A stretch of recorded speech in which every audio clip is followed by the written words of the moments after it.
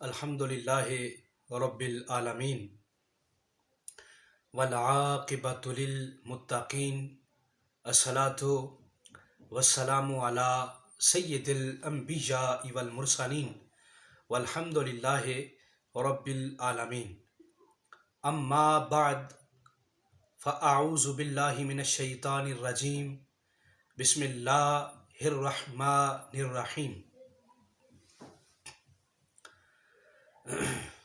یا ایھا الذین آمنوا کتب علیکم الصیام کما کتب علی الذین من قبلکم لعلکم تتقون صدق اللہ مولانا العظیم وصدق رسولہ النبی الکریم الامین ان اللہ وملائکتہ یصلون علی النبی یا ایھا الذین آمنوا صلوا علیہ وسلموا تسلیما الصلاۃ والسلام علیکہ یا رسول اللہ وعلی آلکہ واصحابکہ یا حبیب اللہ الصلاۃ والسلام علیکہ یا رسول اللہ وعلی آلکہ واصحابکہ یا جد الحسن والحسین۔ بعد از حمد و صلات واجب الاحترام میرے بزرگوں، دوستوں، بھائیوں اور عزت مآب میری ماؤں اور بہنوں، السلام علیکم ورحمۃ اللہ تعالی وبرکاتہ۔ آج کی یہ نشست جو آپ کی خدمت میں لے کے حاضر ہوں، تمام مسلمانان عالم اس بات سے بخوبی واقف ہیں کہ ماہ رمضان کی آمد ہے اور ہر بندہ مومن اس ماہ مقدس میں اللہ تبارک و تعالیٰ کی رحمت، اللہ تبارک و تعالیٰ کی بخشش اور اللہ تبارک و تعالیٰ کی جناب سے جہنم کی آگ سے آزادی کا طلبگار ہے۔ اور میں دعوے سے کہتا ہوں، جو بھی میرا یہ پروگرام سنے گا وہ اس ماہ رمضان کو اس انداز میں گزار سکے گا کہ اسے پتہ چلے گا کہ ہماری جو عبادت ہے یعنی روزہ اور اس کے علاوہ جتنی بھی عبادات ہیں وہ ہم سے ڈیمانڈ کیا کرتی ہیں، مطالبہ کیا کرتی ہیں۔ تو میری یہ عرض ہے کہ جو بھی اس ویڈیو کو ملاحظہ کرے اور بغیر سکپ کیے سنے، انشاءاللہ تعالی اسے بہت زیادہ فائدہ ہوگا۔ دوران خطبہ قرآن کی جو آیت پڑھنے کا شرف حاصل کیا ہے، اللہ تبارک و تعالیٰ نے ارشاد فرمایا، یا ایھا الذین آمنوا، اے ایمان والو، کتب علیکم الصیام، اللہ نے تم پہ روزے فرض کیے، کما کتب علی الذین من قبلکم، جس طرح اللہ نے تم سے پہلی امتوں پہ روزے فرض کیے تھے۔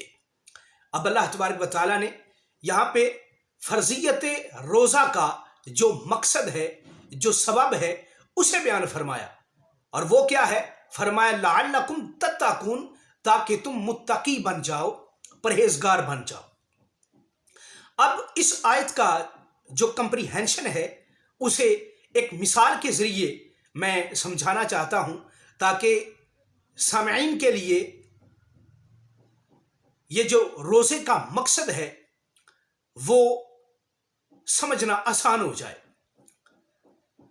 انسان جب بھی کوئی کام کرتا ہے تو اس کام کے پیش نظر دو چیزیں ہوتی ہیں، ایک اس کام کو کرنے کا مقصد اور دوسرا اس کام کو کرنے کی ایک خاص ترکیب۔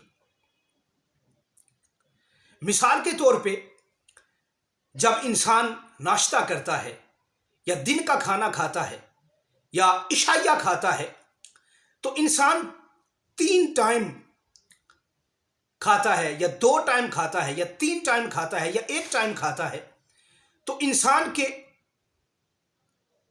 کھانے کا کوئی نہ کوئی مقصد ہے۔ اور وہ مقصد کیا ہے؟ وہ مقصد ہے زندہ رہنا اور طاقت حاصل کرنا۔ اب جب انسان اس مقصد کو حاصل کرنے کی کوشش کرے گا تو اس عمل کو انجام دینے کے لیے وہ ایک خاص ترکیب استعمال کرے گا۔ مثال کے طور پہ کھانا کھانا، اس کی ایک خاص شکل ہے کہ یہ کھایا کیسے جاتا ہے، اس کی ایک خاص صورت ہے کہ یہ کھایا کیسے جاتا ہے۔ کھانا کھانے کے کچھ ارکان ہیں، کچھ اجزائے ترکیبی ہیں جن کے بغیر انسان کھانا نہیں کھا سکتا۔ اب کھانا کھانے کا مقصد کیا ہے؟ زندہ رہنا، طاقت حاصل کرنا۔ اب کھانے کے ارکان کیا ہیں؟ کھانے کی صورت کیا ہے؟ کھانے کی شکل کیا ہے؟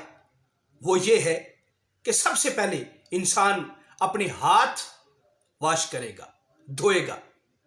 ہاتھ دھونے کے بعد جب بیٹھے گا تو بسم اللہ پڑھے گا، اس کے بعد لقمہ توڑے گا، منہ میں ڈالے گا، چبائے گا، اسے نگلے گا، اسے معدے تک لے کے جائے گا۔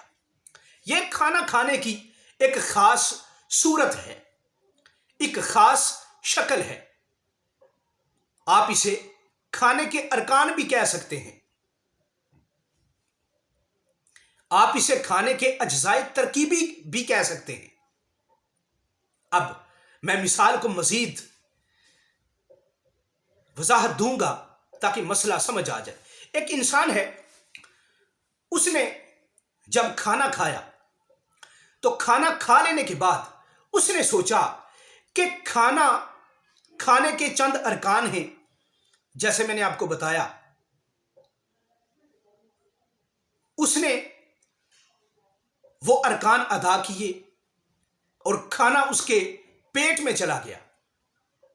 اب کھانا کھا لینے کے بعد اسے خیال آیا کہ کھانا تو میں کھا چکا ہوں، اب پیٹ میں مزید وزن اٹھانے کا کوئی فائدہ نہیں۔ اس نے اپنی انگلی اپنی حلق میں داخل کی اور کیا کر دی؟ وامٹنگ کر دی، الٹی کر دی۔ اب چند دنوں تک اس انسان نے یہی عمل کیا، یہ سوچ کے الٹی کی کہ کھانا صرف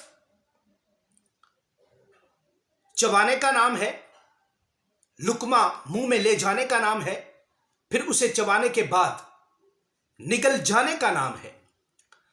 اس نے کھانا کھانے کے جو ارکان ہیں، جو اجزائے ترکیبی ہیں، اسے اپنا مقصد سمجھا۔ حالانکہ کھانا کھانے کا مقصد کیا ہے؟ طاقت حاصل کرنا، زندہ رہنا۔ اب چند دنوں تک اس انسان نے کھانے کی جو صورت ہے، کھانے کی جو شکل ہے، جو کھانے کے ارکان ہیں، جو کھانے کے اجزائے ترکیبی ہیں، اسے اپنا مقصد سمجھا۔ چند دنوں کے بعد جب اس نے کمزوری محسوس کی، لاغر پن محسوس کیا، ضعف محسوس کیا، تو اپنے دوستوں سے مشورہ کیا اور کہا کہ یار کیا وجہ ہے، اتنے دن میں کھانا کھا رہا ہوں لیکن کھانا کھانے کے جو فائدے ہیں وہ مجھے حاصل نہیں ہو رہے، میرے جسم میں انرجی نہیں ہے، میں دن با دن لاغر ہو رہا ہوں، کمزور ہو رہا ہوں، اور تمام تر امور زندگی میں انجام دینے سے قاصر ہوں۔ اس کے دوست اس سے پوچھیں گے کہ اس کی کیا وجہ ہے، یہ بتاؤ تم کھانا کیسے کھاتے ہو؟ وہ بتائے گا میں لقمہ توڑتا ہوں، منہ میں ڈالتا ہوں، اسے چباتا ہوں، پھر اسے نگل جاتا ہوں اور بعد میں کیا کر دیتا ہوں؟ الٹی کر دیتا ہوں۔ وہ پوچھیں گے تم الٹی کیوں کرتے ہو؟ وہ کہے گا اس کی وجہ یہ ہے کہ میرے نزدیک کھانا معدے تک لے جانا یہ کھانے کا مقصد ہے۔ اس کے دوست اس پہ ہنسیں گے، اسے کہیں گے تو سب سے بڑا احمق ہے، تو سب سے بڑا بے وقوف ہے۔ اس لیے کہ کھانا جب انسان کھاتا ہے وہ ہضم ہوتا ہے، اس سے خون بنتا ہے، وہ خون جب انسان کے جسم میں گردش کرتا ہے تو پھر انسان کو طاقت حاصل ہوتی ہے۔ تو سب سے بڑا احمق ہے، بے وقوف ہے اور اپنی کمزوری اپنے ضعف کا تانا تو کھانے کو دیتا ہے، حالانکہ اس میں سب سے بڑا تیرا قصور ہے۔ اب دیکھیں، نظام قدرت ہے، قانون قدرت ہے۔ جب انسان قانون قدرت کو توڑے گا تو ہلاک ہو جائے گا۔ اب کھانا کھانے والا جو کھانے کی شکل ہے، جو صورت ہے، اسے اپنا مقصد سمجھتا ہے، اور جب کوئی انسان کسی کام کرنے کی صورت کو، شکل کو اپنا مقصد سمجھتا ہے تو پھر انسان حقیقی مقصد حاصل نہیں کر سکتا۔ اب کھانا کھانے والے نے صرف کھانا کھانے کو ہی اپنا مقصد سمجھا، لیکن حقیقی مقصد طاقت حاصل کرنا حاصل نہ کر سکا۔ ایسے ہی اللہ تبارک و تعالیٰ نے فرمایا روزے تم پہ فرض ہیں، لیکن روزے کا مقصد کیا ہے؟ متقی بننا، پرہیزگار بننا، انسان کے دل میں اللہ کا خوف آ جائے، انسان کے دل میں اللہ کی محبت آ جائے، انسان کے دل میں خشیت الہی اپنا ٹھکانہ بنا لے۔ یہ روزے کا مقصد ہے۔ اب روزے کے ارکان کیا ہیں؟ روزے کی صورت کیا ہے؟ روزے کی شکل کیا ہے؟ روزے کے جو ارکان ہیں وہ کیا ہیں؟ وہ یہ ہیں کہ انسان صبح سے لے کے شام تک بھوکا رہے، پیاسا رہے، اور خواہشات نفس سے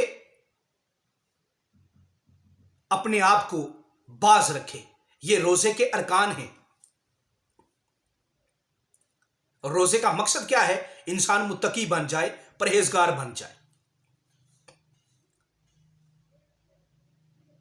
تو کیا ماجرا ہے؟ ایک انسان صبح سے لے کے شام تک روزہ رکھتا ہے، بھوکا رہتا ہے، پیاسا رہتا ہے، اور خواہشات نفس سے باز رہتا ہے، لیکن حالت روزہ میں وہ غیبت کرتا ہے، وہ جھوٹ بولتا ہے، وہ کم تولتا ہے، وہ سود کھاتا ہے، کھلاتا ہے، رشوت دیتا ہے، لیتا ہے، لیکن یہ تمام تر اعمال کرنے کے باوجود وہ انسان اپنے آپ کو روزہ دار سمجھتا ہے۔ اس کی کیا وجہ ہے؟ ہماری عبادتیں اتنی بے اثر کیوں ہو چکی ہیں؟ اس کی سب سے بڑی وجہ یہ ہے کہ انسان عبادت کے ارکان کو اور عبادت کی جو ظاہری صورت ہے اس کو اپنا مقصد سمجھتا ہے۔ ہم نے عبادت کے ارکان کو ادا کرنا اور اس کی جو ظاہری صورت ہے اس کو عبادت سمجھ رکھا ہے، اور ہم اس خام خیالی میں مبتلا ہو چکے ہیں کہ جس نے عبادت کے ارکان پورے کر دیے تو اس نے عبادت کا حق ادا کر دیا، حالانکہ یہ بات جھوٹی ہے۔ میں نے 2 مثالیں آپ کے سامنے بیان کی کہ جو انسان صرف ارکان کو یا عبادت کرنے کی صورت کو اپنا مقصد سمجھتا ہے وہ مقصد حاصل نہیں کر سکتا۔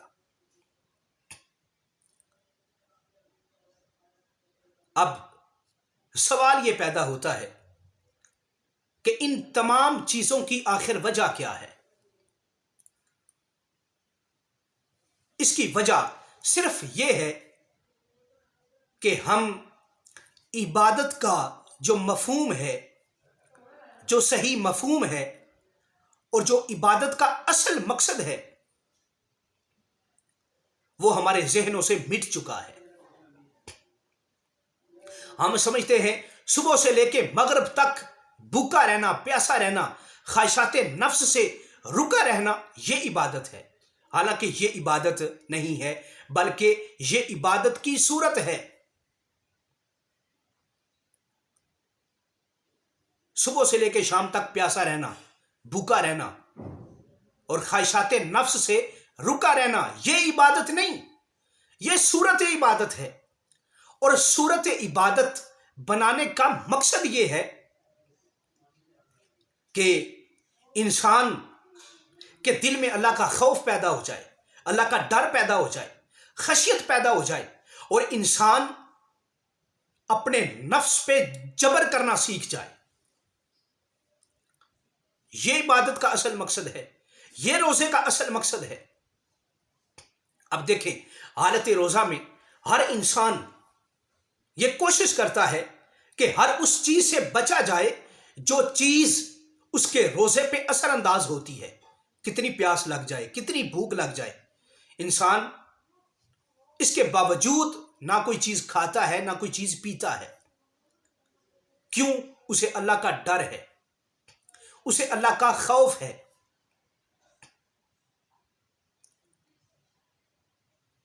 لیکن ہمارا جو یہ خوف ہے،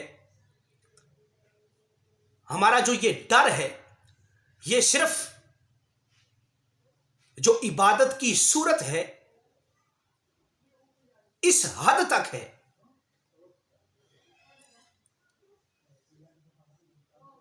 حالانکہ روزے کی حالت میں انسان اس قدر اللہ تبارک و تعالی کا پابند ہو کہ ہر وہ فائدہ، دنیاوی فائدہ جس میں اللہ تبارک و تعالیٰ کی ذات ناراض ہے، رسول اللہ صلی اللہ علیہ وآلہ وسلم کی ذات ناراض ہے، انسان اس فائدے کو پائے حقارت سے ٹھکرا دے، لیکن اللہ تبارک و تعالیٰ کو ناراض نہ کرے، رسول اللہ کو ناراض نہ کرے۔ اور ہر وہ چیز جس میں انسان کے لیے خطرات ہیں، نقصانات ہیں، لیکن اس چیز میں اللہ تبارک و تعالیٰ کی رضا ہے، رسول اللہ کی رضا ہے، تو انسان ان تمام خطرات کو، تمام نقصانات کو اپنے سینے سے لگا لے، لیکن اللہ تبارک و تعالیٰ کی خوشنودی حاصل کر لے، اللہ تبارک و تعالیٰ کی رضا حاصل کر لے، اس کے رسول کی رضا حاصل کر لے۔ تو پورا ماہ رمضان صبح سے لے کے شام تک بھوکا رہنا، پیاسا رہنا، خواہشات نفس سے رکا رہنا، یہ عبادت کی صورت ہے، یہ مقصد عبادت نہیں ہے۔ تو مقصد عبادت کیا ہے؟ مقصد عبادت یہ ہے کہ انسان متقی بن جائے، پرہیزگار بن جائے۔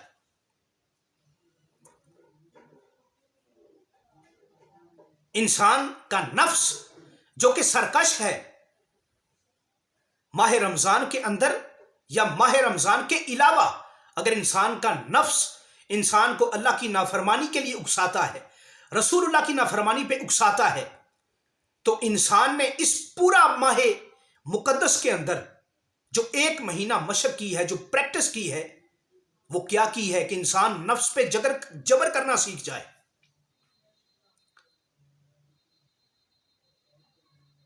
تو ماہ رمضان کے بعد بھی اگر انسان کا نفس انسان کو گناہ پہ اکساتا ہے تو انسان اس نفس پہ جبر کر کے اسے اچھائی کی طرف لے کے جائے، برائی کی طرف لے کے نہ جائے۔ یہ روزے کا مقصد ہے،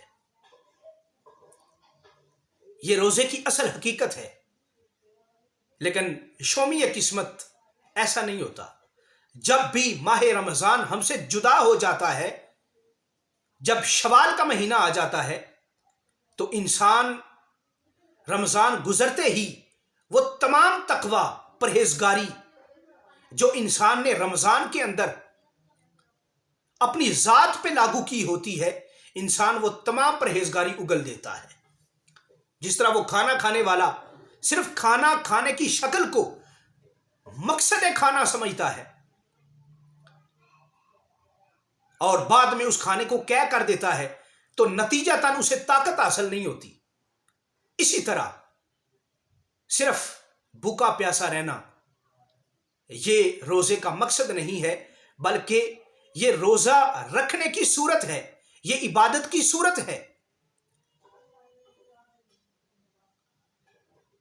اور صورت اپنانے سے مقصد عبادت حاصل نہیں ہوتا۔ مقصد عبادت اسی وقت آپ کو حاصل ہوگا جب آپ اپنے نفس پہ جبر کرنا سیکھیں گے، اپنے نفس کو اس سائڈ لے کے جا سکیں جس طرف اللہ تبارک و تعالیٰ کی رضا ہے، اس کے رسول کی رضا ہے۔ تو ہمارا روزہ رکھنے کا مقصد بھوکا رہنا، پیاسا رہنا نہیں ہے، بلکہ مقصد پرہیزگار بننا ہے۔ صرف ایک ماہ کے لیے نہیں، بلکہ ساری زندگی کے لیے پرہیزگار بننا ہے۔ اگلا ماہ رمضان آنے تک ہم نے متقی اور پرہیزگار رہنا ہے، اللہ سے ڈرتے رہنا ہے، اللہ کا خوف اپنی ذات پہ طاری رکھنا ہے۔ یہ روزے کا اصل مقصد ہے۔ اب سوال یہ پیدا ہوتا ہے کہ یہ جو ماہ مقدس ہے، پورے 30 دن یا 29 دن، یہ انسان کس طرح گزار سکتا ہے؟ ہم رمضان کیسے گزاریں؟ تو سب سے پہلی بات یہ ہے کہ انسان کی نیت ہونی چاہیے، انسان کا ارادہ پختہ ہونا چاہیے کہ میں نے اس ماہ مقدس کے اندر اللہ تبارک و تعالیٰ کی رحمت بھی سمیٹنی ہے، اللہ کی بخشش بھی سمیٹنی ہے، اور میں نے اللہ تبارک و تعالیٰ کی طرف سے جہنم کی آگ سے آزادی کا مجدہ بھی حاصل کرنا ہے۔ تو پہلی بات کیا ہے؟ نیت۔ اور دوسری بات کیا ہے؟ ہمارا قرآن سے تعلق ہو، ریلیشن ہو۔ انسان کے سامنے یہ گول ہونا چاہیے کہ اس نے اس ماہ مقدس میں ایک دفعہ قرآن کو ختم کرنا ہے۔ اور تیسری بات کیا ہے؟ کہ اللہ تبارک و تعالیٰ کی نافرمانی سے بچتا رہے۔ اور اللہ کی نافرمانی سے اسی صورت میں بچ سکتا ہے جب انسان روزے کے مقصد کو پیش نظر رکھے گا، جیسا ہم نے بیان کیا۔ اور چوتھی چیز کیا ہے؟ کہ انسان کے اندر جستجو ہو، انسان اپنے اندر یہ خواہش رکھے، جستجو رکھے کہ میں نے اس ماہ مقدس کو ضائع نہیں کرنا، نیکی کا کوئی لمحہ اپنے ہاتھ سے جانے نہیں دینا۔